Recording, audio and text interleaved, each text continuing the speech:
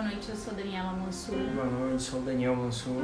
Nessa noite a gente vai falar um pouquinho da nossa história, de como o nosso casamento acabou, de como a gente reconstruiu e como a gente conseguiu, através do amor ágape, reconstruir o nosso lar, restabelecer um relacionamento íntimo com o Senhor e novamente transformar o nosso lar e a nossa família em um pedaço do céu pra gente. A primeira parte da história, o Daniel vai falar, porque aconteceu com ele, eu estava ao lado dele, mas foi o início dessa trajetória, o início do fim e o que aconteceu depois desse fim. Bom, pessoal, boa noite. Tá? Eu vou tentar ser o mais breve, resumir, porque é uma história de 6 anos aí que se passaram até hoje. Tá? E tudo veio a acontecer depois de uma cirurgia que eu fui fazer para redução do estômago e simplesmente eu saí do hospital de cadeira de roda, sem andar. Então eu saí lesionado da coluna, até hoje a gente não sabe o porquê, está na mão do Senhor. E fiquei 27 dias de cadeira de roda, pessoal. Então, sem andar, passando uma loucura, tudinho, com tudo que vocês podem imaginar, assim, de cair mesmo à tona.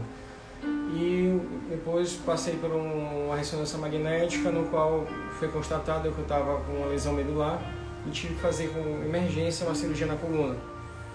Por honra e glória do Senhor, foi o início da caminhada, que eu consegui ficar de pé, voltei a andar.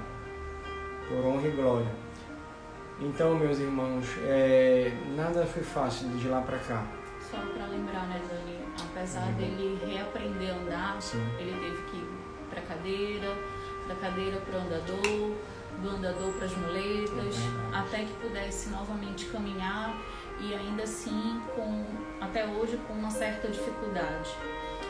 Hoje não, né? Infelizmente, eu me encontro hoje, eu sou portador de necessidade especial. Eu tenho incontinência urinária, tenho incontinência fecal e alguns outros detalhes a mais. Depois a gente conversa mais sobre isso. E infelizmente eu fiquei assim. E desde lá pra cá, infelizmente foi altas e baixos, eu não conseguia engrenar e estava reaprendendo a viver. E infelizmente em 2015 foi quando eu me encontrei de novo, infelizmente, eu já era conhecedor, já tinha um conhecimento, já tinha conhecido, na verdade, as drogas. Então eu tive uma recaída e foi quando eu entrei nesse mundo da cocaína. Então fui de lá pra cá, veio desmoronando aos poucos, que veio a mentira, a enganação, veio a falta de comprometimento em casa, e foi que eu fui entrando naquela depressão realmente muito profunda, em um ponto de eu me esquecer, me anular, esquecer minha esposa, que foi minha ex-esposa, agora graças por honra e glória minha esposa, meus próprios filhos, a gente tem um casal de filhos, então horrível. Então, assim, só digo uma coisa pra vocês. Pode, claro. Nesse momento, o Senhor abriu uma porta. Eu precisei sair do meu trabalho, do emprego do qual eu tinha. O Daniel precisou fechar a empresa dele. Foram 2 anos daquele erro médico até o diagnóstico final. E nesse intervinho a gente precisava colocar comida na mesa, criar as crianças. Na ocasião, nós éramos bem jovens, os nossos filhos tinham 2 e 7 anos e eu me vi desempregada, com um doente que precisava de mim para absolutamente tudo: banho, fralda, trocar, alimentar, um bebê de 2 anos e uma criança de 7. E precisava colocar comida na mesa. E no meio desse caos todo, o Senhor abriu uma porta e eu abri a minha empresa em casa, trabalhando em casa, no boca a boca, e isso começou a colocar alimento no nosso prato. E imaginei um homem jovem, 33, Dani? Com 33. 33 anos, de fralda, de sonda, cujas relações sexuais precisavam acontecer através de remédio. Isso quando não, ele se sujava enquanto a gente fazia amor. Tudo isso foi demais para a cabeça dele.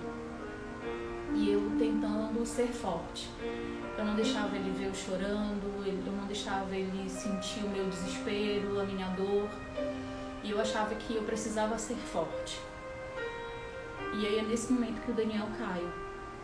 Eu nunca me envolvi com drogas, eu tenho uma ojeriza, essa é a verdade. E ele sabia disso. E ele foi se afundando. E à medida que as coisas iam acontecendo, ele foi se afundando. E até o dinheiro dos serviços que essa empresa trazia, ele passou a mexer. Então, ele passou a nos roubar, porque ele não me roubava, ele nos roubava. Ele roubava o alimento que ia para o nosso lar. E eu trabalhava dia e noite, tentando me virar em 10, cuidar dele, cuidar da casa, cuidar das crianças, cuidar da empresa. E foi um caminho difícil.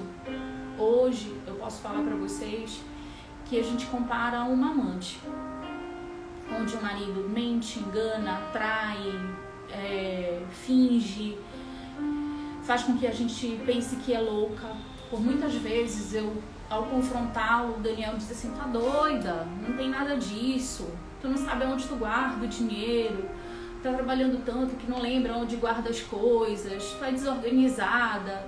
E eu passei a acreditar naquilo, que eu estava doida, que eu estava desorganizada, que eu estava trabalhando muito. Mas tudo aquilo eram armadilhas de Satanás nas nossas vidas. Eram coisas para me fazer realmente acreditar que eu não estava no meu melhor momento, na minha capacidade de juízo. E o Daniel se afundando cada vez mais. Mas a palavra diz que nada que esteja oculto que não venha a ser revelado. Num sábado à noite, o Daniel desviou uma quantia significativa da empresa, era um reembolso que eu precisava devolver a um cliente.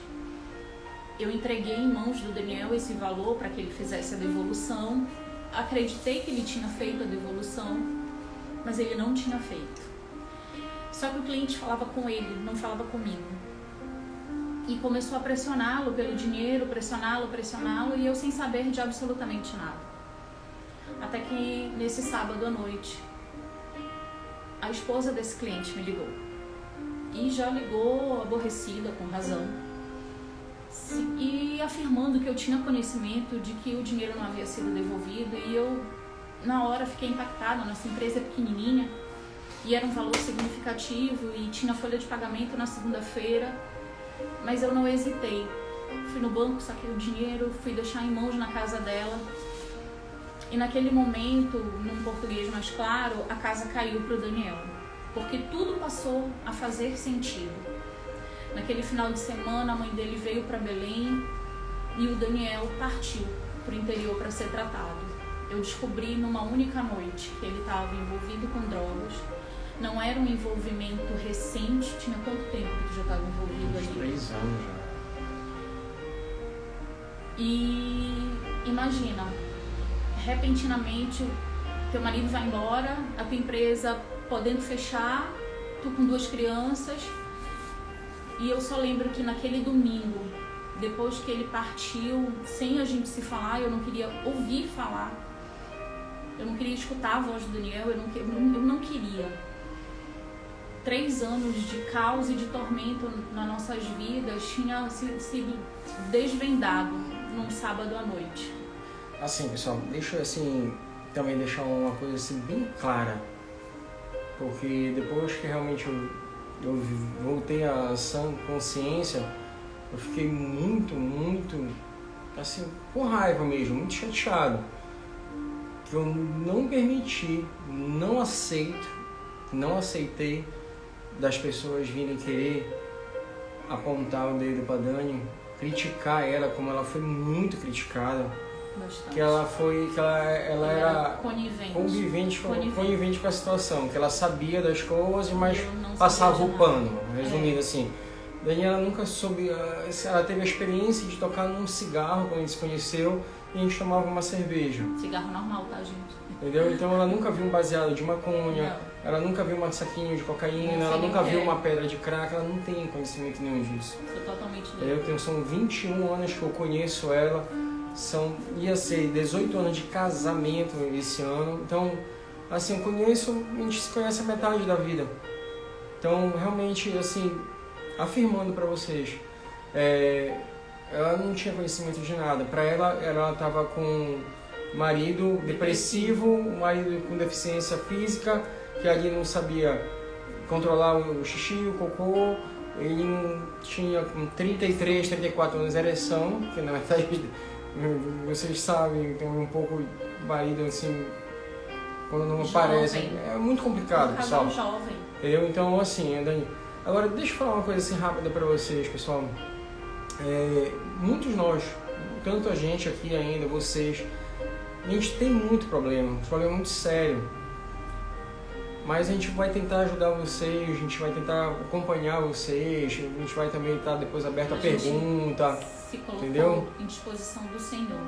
Assim como um dia pessoas nos auxiliaram, como o pastor Antônio e a pastora Socorro, que oraram pelas nossas vidas, que nos aconselharam, que caminharam conosco, que pagaram um preço junto com a gente, e a gente sabe que esse preço foi muito alto. A gente deve muito primeiramente ao Senhor Jesus, mas em segundo à nossa igreja, a Arca da Promessa, nossos pastores, a pastora Socorro, o pastor Antônio, e até hoje são nossos padrinhos aqui da Página Fé, entendeu? Então, assim, dá pra gente ajudar, conciliar, dá pra gente pegar... Na verdade, a gente resolveu retribuir com aquilo certeza, que o aquilo Senhor que Ele nos nos deu deu de graça e passar isso pra vocês, também. Com certeza, né, filho? E aí, nessa noite, a gente achou importante. Nós criamos a página com essa finalidade e eu tenho recebido enxurradas de perguntas.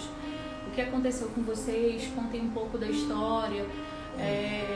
Traição, perdão, amor ágape. E nessa noite a gente veio falar sobre isso. Na realidade, o nosso testemunho é muito longo e a gente está tentando sintetizar o máximo que a gente pode para que a gente possa escutar um pouco também das perguntas de vocês e que a gente possa auxiliar de alguma forma. Mas dando continuidade, foi nesse sábado à noite que tudo ruiu. Eu lembro que eu liguei para o irmão do Daniel, ele não mora em Belém, e disse o que estava acontecendo. E ele só fez me dizer, eu tô indo pra Belém, eu tô indo pra aí. Em uma semana, eu acho, o irmão dele chegou em Belém, e aí o Daniel veio pra Belém com a mãe dele mora no interior, com um padrasto, e ele viu a situação que o Daniel estava. Por conta da cirurgia bariátrica, o Daniel estava muito magro, eu achava que era consequência da cirurgia. Mas era consequência da cocaína, ele não comia. E o irmão dele tomou um susto quando viu. E foi a pessoa que também nos estendeu a mão, me estendeu muito a mão. Ele não me julgou. Enquanto todos começaram a tirar pedras em mim, que eu sabia, que eu era cúmplice, como eu nunca percebi. E eu dizia, gente, eu só trabalhava 14 horas por dia. Às vezes 16 horas por dia, e quando eu chegava em casa eu ainda fazia as coisas da casa. E eu realmente, por inexperiência, eu não percebi nada. E ficou decidido entre eu, a mãe do Daniel e o irmão dele, que naquele momento ele não tinha como tomar nenhuma decisão. Que ele iria para o interior, ela mora numa cidade afastada, numa comunidade afastada. Eles são evangélicos, o padrasto e a mãe dele, e que a igreja iria cuidar dele, além deles dois. E nós ajudaríamos financeiramente nisso. Só que ficou pesado. Segurar a onda sozinho em Belém, com 2 crianças, o trabalho, sem um apoio, e eu estava devastada. E por situações com a mãe do Daniel também, eu saí do apartamento que nós morávamos e fui com as crianças morar no meu quarto de solteiro. Quase sem trabalho, por conta da situação que ocorreu com o cliente. Morando de favor, Os meus pais foram incríveis. Eu não posso falar, eu não Até posso hoje, dizer. até hoje Eles são incríveis. Formidáveis. Mas já não é mais a minha casa, é a casa dos meus pais. Eu saí de lá sozinha e voltei com 2. Muitas foram as noites que eu me trancava com as crianças no quarto porque eu não queria perturbar o sossego deles. Já são idosos, com manias, com costumes, com horários. E eu imagino uma criança pequena querendo correr pela casa, tirar tudo do lugar. E eu, muitas das vezes, me abraçava com eles 2, eu me deitava no meio da cama, abraçava os 2 e tentava acalmá-los para que nós não incomodássemos ali. Depois de quase 8 meses, eu trabalhando muito, eu consegui alugar uma casa. E o meu pai me ajudou. E era bem perto da casa dos meus pais, na mesma rua, então eles poderiam me dar um apoio, mas aí a gente teria o nosso lar novamente. E eu literalmente tinha só uma geladeira e uma cama. Tudo tinha ficado para trás. E as nossas roupas. Tudo. Não tinha sobrado nada. E ali eu recomecei a minha vida. Era uma casa pequena, lá eu trabalhava e morava.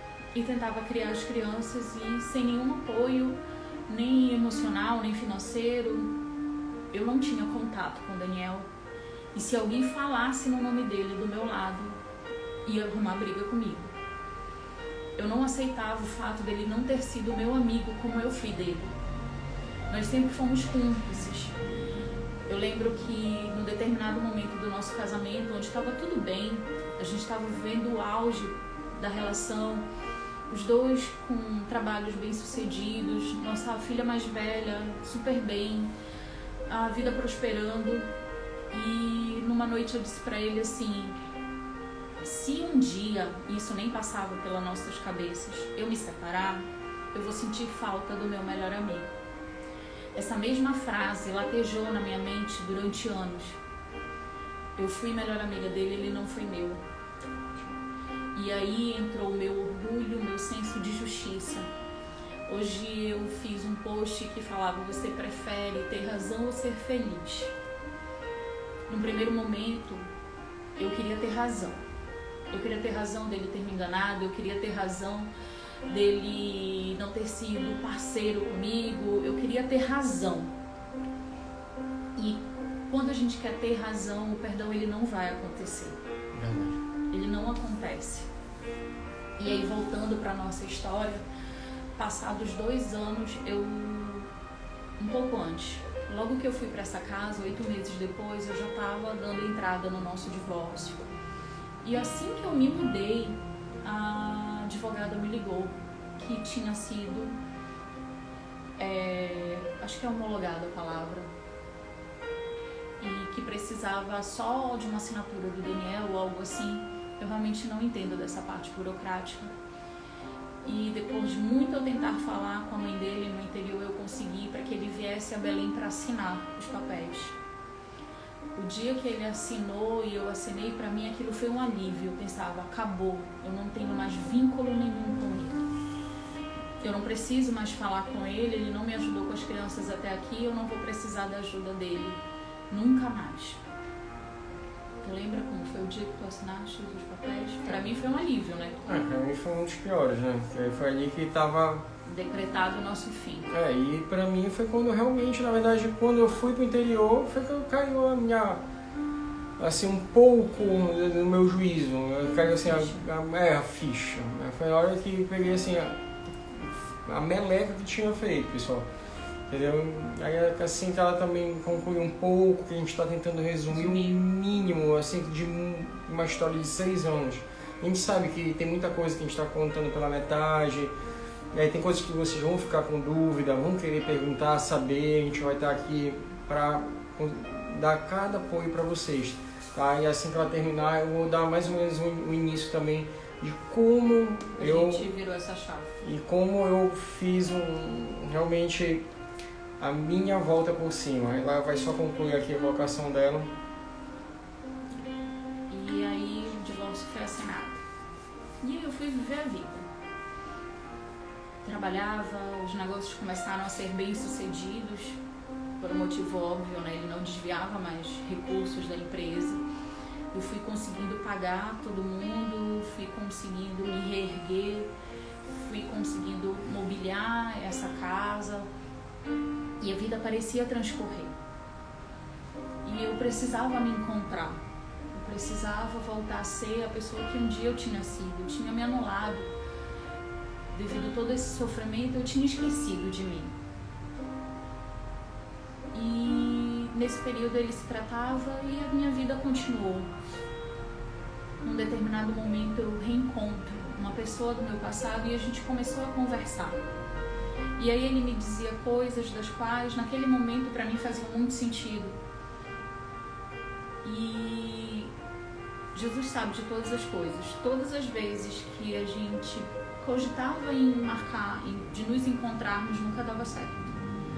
Ou eu não podia, ou ele não podia, ou acontecia alguma coisa comigo, acontecia alguma coisa com ele, mas todos os dias nós nos falávamos praticamente o dia inteiro.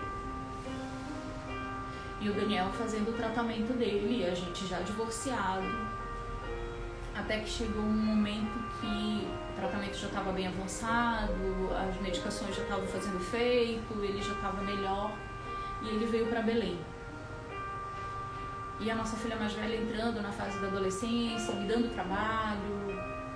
E uma senhora que orava comigo me disse assim, que eu deixasse ela conviver com o pai quando ele estivesse aqui, que isso ia fazer bem para ela. E hoje eu acredito que realmente, filhos que têm um bom relacionamento com os seus pais, normalmente têm casamentos mais duradouros e felizes. Normalmente não, isso daí é uma pesquisa comprovada. E o Daniel passou a pegá-la no colégio. Ele era proibido de passar do portão da minha casa. E foi dessa forma, ele pegando ela no colégio, que ele conseguiu começar a se reaproximar. E os dias passando, até que teve um dia que as crianças chegaram para mim, eu estava trabalhando, e os dois me pediram para que o pai almoçasse em casa. A minha vontade naquela hora, eu confesso para vocês, era gritar. Dizer, não! Nem pensar. Mas o Senhor me fez sábia naquela hora e eu entendi, não é um relacionamento comigo, é um relacionamento com as crianças. A única coisa que eu disse para os nossos filhos foi, tudo bem, mas eu não vou almoçar com vocês. Vocês almocem com o papai e depois que o papai sair, a mamãe almoça, mas é assim, papai almoçou, papai vai embora, papai não pode ficar aqui dentro. E aí esses almoços começaram a ser mais frequentes, as crianças me pedindo mais vezes e eu via que aquilo fazia bem para eles. E como toda mãe, a gente sacrifica em prol dos filhos. E a presença do Daniel na minha casa naquele momento era um sacrifício. E aí ele começou a perceber que eu estava diferente, não foi? Foi. E ele soube que eu estava falando com essa pessoa. E aí eu acho que não foi só a ficha, o cofre caiu na cabeça dele nessa hora, não foi? Power. E aí ele começou a querer virar esse jogo. Nesse momento eu estava alicerçada na igreja, nós não frequentávamos a Arca da Promessa, eu estava em uma outra congregação e o Daniel estava desviado. E num desses dias ele veio trazer a nossa filha para casa, para minha casa, né? E ele estava perto do portão da entrada quando o pastor Antônio o viu. A nossa filha namorava o filho dele na ocasião. E ele virou e disse assim, perguntou para ela quem era. E ele disse, ela respondeu que era o Daniel, que era o pai dela e tal. E ele disse, ele vai congregar na nossa igreja. Na hora eu tenho certeza que a nossa filha deve ter pensado, tá doida, né? Verdade. O pai tava desviadíssimo. Oh. Tá bom. E aí já é com você, que eu já não sei. Bom, deixa eu contar que tu vai orar. Deixa eu contar um pouco então pra vocês aí. Porque assim, eu acho não, tenho quase certeza que quando uns e outros assim escutam um pouco da nossa trajetória, da nossa história, do nosso testemunho de vida, assim, quando a gente vai participar, comentar assim já pro final, o pessoal pensa que é muito fácil. Foi fácil, que não foi, aconteceu, vai. Nada é fácil. Até hoje a gente vive fácil. uma peleja, pessoal. Não é maravilha, banquete. A gente tem os nossos conflitos. Diário. Tem diário, temperamentos entendeu? totalmente diferentes um do outro. Entendeu? Então, assim, eu fui muito bem recebida na casa da minha mãe, com meu padrasto, que eu já conhecia ele antes dele conhecer a minha mãe. E ele hoje é pastor numa igreja da Assembleia. E assim, ele orava muito junto comigo. E como é interior, tive um espacinho que eu batizei lá, que era o meu monte de oração. Então todo dia, 6 da manhã, 5h30 da tarde, e 6 horas da tarde lá já é um breu. Então eu ia para oração. Assim, somente os varões aí, ou então as varoas que estão escutando, pode compartilhar com seus maridos, ou com que está passando por uma situação de conflitos. Primeiramente, perseverem, busquem, orem, acreditem, só que não façam do querer, da vontade de vocês. Eu errava muito nisso. Senhor, eu quero minha mulher, eu quero meu casamento, eu quero, eu. Não existe esse eu. Primeiramente é do Senhor, para depois a gente abençoar. Então depois eu fui, isso foi tudo que eu estou participando para vocês, é como eu fui fazendo. Então eu ia para a oração das 3 da manhã, a oração das 6 da manhã, a oração das 5h30. Senhor, como seja da tua vontade aqui na terra. Senhor, eu te apresento por tudo que eu fiz. Senhor, tudo eu participava do nosso Senhor Jesus Cristo. Até hoje, tá, pessoal? Então, assim, nada foi, eu orei, o Senhor pegou, me deu, abençoou. Fala, meu irmão. Só para testemunhar. O Daniel vai para a Arca da Promessa, começa a ser discipulado pelo pastor Antônio. E aí, pela proximidade da nossa filha namorar o filho deles, a gente foi criando vínculos, e eu um dia fui na igreja deles visitar. E aí eu lembro que o pastor disse pra mim, vocês vão voltar. Eu saí de lá tão aborrecida que eu disse que eu não ia mais voltar. E aí, uma outra situação, eu fui de novo, e aí ele falou de novo, vocês vão voltar. E quietude, eu digo que eu já nasci sabendo o que eu queria pra minha vida. Eu olhei para ele e disse, pastor, me perdoe, mas eu queria que o Senhor repreendesse essa palavra, Jesus. Eu não vou voltar com o Daniel. O Senhor, eu tenho certeza que Ele quer uma coisa melhor para minha vida. Eu quero que ele siga, arrume uma nova esposa, mas comigo não. E pedi para o pastor que ele não falasse nunca mais aquilo para mim. Que impetuosa, não? Bom, nas minhas orações, por incrível que pareça, tem 5 passagens na Bíblia. Eu até notei isso aqui em 2019, pessoal, tá? Que eu poderia participar para vocês, entendeu? Então, Gênesis, capítulo 2, Jeremias, capítulo 3, Mateus, capítulo 19, Marcos, capítulo 10, Malaquias, capítulo 2, onde fala muito do divórcio, onde fala do adultério. Só que eu, assim, orava, cria, só que também comecei a pegar uma certa experiência muito saborosa, muito prazerosa com o Espírito Santo. Então, é diária essa luta, pessoal. Não é da noite pro dia, não foi uma briga que aconteceu aqui agora, um problema que dá ali que a gente vai mudar. O amor e o perdão são decisões diárias. Todos os dias a gente decide amar e perdoar, Sim, e perdoar. Isso, sabe? Assim, tem que ter, infelizmente é difícil, tá? Principalmente até pra ela. Pra mim também, mas o orgulho do eu. Mas eu queria fazer até um desafio com vocês. Queria que vocês pegassem assistissem 2 filmes, se não der para assistir um hoje ou amanhã, tudinho, mas que seja durante essa semana, e depois vocês podem até perguntar para a Dani. Outra experiência que eu queria participar para vocês. Eu zero de rede social, tá? Eu tenho WhatsApp por conta do meu trabalho que hoje em dia eu tenho, mas eu não sei o que é Instagram, que eu pego, às vezes quando querem falar eu respondo, mas do celular da Dani, entendeu? Facebook eu não tenho nada disso, pessoal. Tudo que levava ele de volta para esse passado, ele preferiu abdicar. Eu me anulei disso daí, não então, quero. Hoje eu manuseio as redes sociais, o Daniel tem as senhas. Pra mim é extrema obra do inimigo, tá, pessoal? Pra mim, tá? Eu sou muito radical nisso, eu assumo pra vocês. Pra mim, Facebook, Instagram, pra mim, tá? Pra mim, eu não posso ter, tá? Então é coisa comigo. Não é falando que o Instagram não presta, o Facebook não presta, é isso. Até porque senão a gente não estaria com vocês. Mas para mim, não dá. Entendeu? Porque parece muita coisa ruim e não quer. Para ele tá? É um gatilho do qual não faz bem. Então, Nada. Aquilo que vá remeter você ao passado, você não tá mais no passado. Remova isso da sua vida. Era isso que eu ia participar para vocês. O primeiro filme que nós assistimos muito, junto com nossos filhos, A Cabana. Vai lá, vejam. Fala sobre perdão. Entendeu? E outra coisa, sobre a reconciliação, sobre perdão, Quarto de Guerra.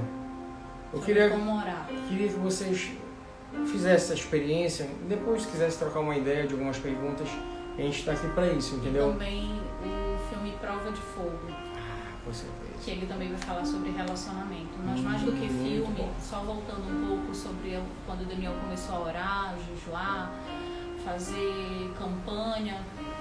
Chegou um determinado momento que eu mudei de congregação, a gente ainda separado, ainda divorciado, eu não querendo ter absolutamente nada de reconciliação com ele, já aceitando ele indo almoçar na minha casa, mas sem eu lá e ele cá. E eu lembro que por várias vezes na igreja nós fazíamos campanha, ele fazia campanha em prol do nosso casamento e eu fazia campanha em prol do Senhor levantar uma outra pessoa na minha vida. E isso não foi um dia, dois. Muitas das vezes, alguns de vocês me dizem assim, eu não aguento mais, eu não suporto mais. E quando a gente olha para um passado bem recente, porque isso não tem muito tempo, a gente está falando de coisas de 2 anos atrás, o Daniel realmente perseverou na fé, porque durante muito tempo eu não queria falar com ele, durante muito tempo ele clamou sozinho, durante muito tempo ele jejuou, durante muito tempo ele orou e durante muito tempo eu neguei o perdão. Eu não admitia perdoá-lo. Eu pensava assim, poxa, eu fui tão parceira dele, quantas madrugadas eu acordava de hora em hora para trocá-lo, porque abriram feridas, abriram escadas nele e as fezes não podiam passar para dentro daquelas feridas.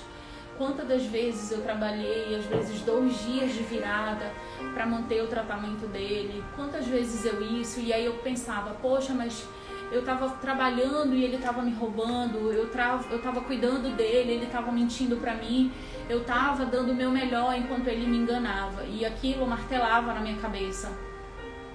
E eu dizia, não é justo. E aí entra o que a gente chama de senso de justiça. Eu queria que ele sofresse exatamente o que eu tinha sofrido. Eu queria que ele sentisse a mesma dor que eu tinha sentido. Eu queria que ele sangrasse do mesmo jeito que eu estava sangrando. Então eu pensava, eu vou perdoá-lo e ele vai ficar de bonitão, ele vai ficar de bonzão. Muito fácil, ele erra, faz tudo e no final eu volto com ele. Não, eu não vou voltar. Não é justo comigo. E de novo o senso de justiça entrava. Até que eu entendi nesse processo, até que o Senhor começou a trabalhar na minha vida, até que as orações do Daniel começaram a ser respondidas e essa chave foi virando na nossa história e eu fui entendendo que ou eu era feliz ou eu ficava com a minha razão, ou eu decidia pela minha família ou a minha razão era mais importante. E era mais complicado, porque da mesma forma que eu fui apedrejada por não desconfiar de nada, por não saber, e as pessoas me acusarem de ser cúmplice, de saber do envolvimento dele, essas mesmas pessoas passaram a dizer que eu era louca. Como é que eu ia refazer a minha vida com alguém que tinha me enganado, me roubado, se drogado, que não era seguro, que eu era doida, que isso era um absurdo, que a minha vida estava de novo em ascensão e eu ia me jogar de novo no abismo, porque ele só ia me levar para o buraco. E eu quero dizer para vocês, fora os nossos pastores, 2 pessoas não me julgaram. Até a minha mãe me julgou. A minha melhor amiga, que olhou para mim e caminhou comigo essa jornada do divórcio, sem nunca apedrejar o Daniel. Ela sempre foi meu ombro amigo, meu colo, nunca concordou, mas ela olhou para mim e disse assim: o que eu quero é que tu sejas feliz. Se tu me disseres que voltando com ele tu vais ser feliz, eu vou ser feliz também. E o meu pai, que disse pra mim que ele só queria me ver feliz, que a decisão que eu tomasse, da mesma forma que ele me apoiou desde o dia que eu nasci, ele me apoiaria até o dia de eu partir. E foram as únicas pessoas próximas a nós que não nos apedrejaram. A família do Daniel achava que eu tinha o abandonado e ele sabia que eu não o tinha. A minha família sabia que ele tinha me roubado, me enganado, mentido, trapaceado e não aceitava. Então, dos 2 lados, era uma pressão imensa para que a gente não reatasse. E quando nós tomamos a decisão, eu não vou mentir para vocês. No primeiro momento eu não queria usar aliança, no primeiro momento eu não queria dizer para todo mundo que nós estávamos juntos. Eu relutava comigo mesma, era uma luta diária entre eu ser feliz e eu ter razão, entre eu perdoar e esquecer. Chegou um determinado momento que qualquer pequena discussão que todo casal tem, eu jogava na cara dele. Por que tu fez isso? Por que tu fez aquilo? Por que tu me machucou? Por que tu me feriu? E aí a gente tomou uma decisão, até que inconsciente. Hoje, consciente, eu sei dessa decisão. Mas naquele momento ela foi inconsciente. Que todas as vezes que por qualquer coisa a gente viesse a se desentender, nós não tocaríamos mais naquele assunto. E todas as vezes que eu tentava tocar no assunto, ele virava para mim e dizia assim: nós não vamos mais falar sobre isso. Nós não vamos mais falar sobre isso. E a gente foi criando códigos. Hoje, quando eu coloco na nossa página sobre o desafio de amar, foi exatamente o que a gente seguiu. A gente decidiu se reconciliar com o Senhor, se alimentar da palavra viva dele, entender que o amor dele por nós é incondicional e tentar viver esse amor ágape entre nós 2. Assim, é muito legal e muito importante essa dica que a gente pode passar, compartilhar com vocês sobre o perdoar, né, e o esquecer. Então, assim, vocês têm que também, principalmente... Perdoar não é amnésia, tá, gente? É que nem isso aqui que eu falo pra ela. Cicatriz, ela fica. Ela não vai esquecer. Tatuagem, fica. Só que aí tu vai ficar remoendo aquilo todo dia? Pra quê? Eu vou ficar escutando aquela música... Olha, vocês querem me ver com raiva. Vai escutar aquela Marília Mendonça. Eu amo ela, acho ela fofa. Mas só é música de chifre. Pra que eu vou escutar, moço? Não tem lógica disso. Então pra que vocês vão remoer com isso? Entendeu? Então, tem gente que gosta. Tem os cornos que não gostam. Entendeu? Então, assim... Não, os cornos. Eu não. Jesus não deixou. Assim, que nada. A menina morta de linda. A música dela pra os outros, legal, né? Pra mim não. Então, assim... Vocês, assim, a gente tem que parar, pessoal... Pra, assim, o que me faz bem? O que eu vou escutar? Eu tenho já, a Dani até brinca comigo, eu tenho um ritual. Eu levanto às 3h30 da manhã, que no trabalho onde eu tô hoje, eu pego às 4. Primeira coisa, eu não vou nem fazer minha higiene bucal, eu não vou nem fazer meu café preto, que esse daí eu não me dispenso pra nada. Eu boto no YouTube louvor. a minha primeira ação do dia. Escutar meu louvor. Busco primeiro Ele, agradeço de eu estar me levantando. Depois eu faço minha higiene bucal, eu faço minha asepsia, que já contei para vocês minha deficiência. E depois o meu cafezinho preto, tá, pessoal? Então, assim, procurem coisas que agradem a vocês. Parem de se remoer com o passado, parem de se remoer com o problema. Existiu, ele vai existir. Cicatrizes, todo dia vai ter aquilo lá. Tatuagem, ferida, cicatriz. Só que pra que a gente vai ficar lembrando daquilo? Muda isso. Vai orar. Vai te ajoelhar na tua casa. Sabe? Vai pagar um preço. Busque alguma coisa assim que venha notificar, que vai mudar a mente de vocês. Entendeu? E o principal pra gente terminar essa live, Sim. gente. Hoje eu conversando com uma pessoa e ela tava nesse dilema do senso de justiça. Porque não é justo, porque eu tava trabalhando, porque não é justo. E eu disse pra ela e eu resolvi transformar isso até num post. O que é mais importante pra você? Ser justo e a sua família ir embora, você se divorciar da sua esposa, os seus filhos irem morar com ela e você vê-los aos finais de semana? Ou você esquecer o seu senso de justiça